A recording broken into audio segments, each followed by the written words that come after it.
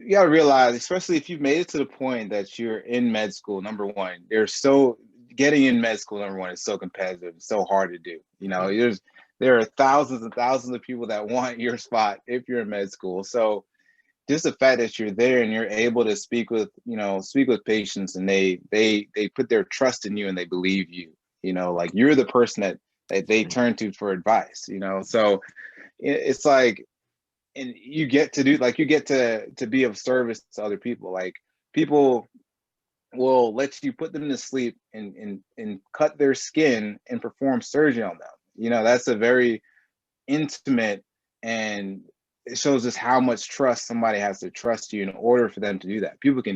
There are all types of things that can happen. People can die in surgery. People can end up paralyzed, or there are a lot of adverse things that can happen in surgery. So the fact that you're blessed enough to be in that position to be able to impact and help their life out, and whatever it may be, it may not be surgery. It may be you're talking and you're figuring out, you're doing a physical exam on them, and you find out that one thing that somebody else missed that can change their condition or help them live a less painful life, or help their activities of daily living.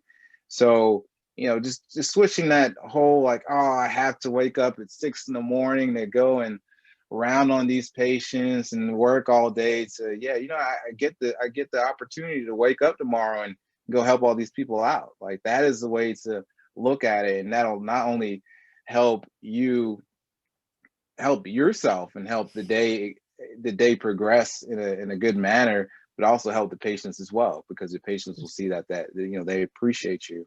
And it's a bigger responsibility that you get, being in med school, eventually, being a resident or being a doctor, whatever field you go into. Like, there are thousands of people that want your spot, and you are so fortunate enough to have it. Like, you that is the way, at least I thought, to look at it, and that's the way that kind of helps you get through those long days.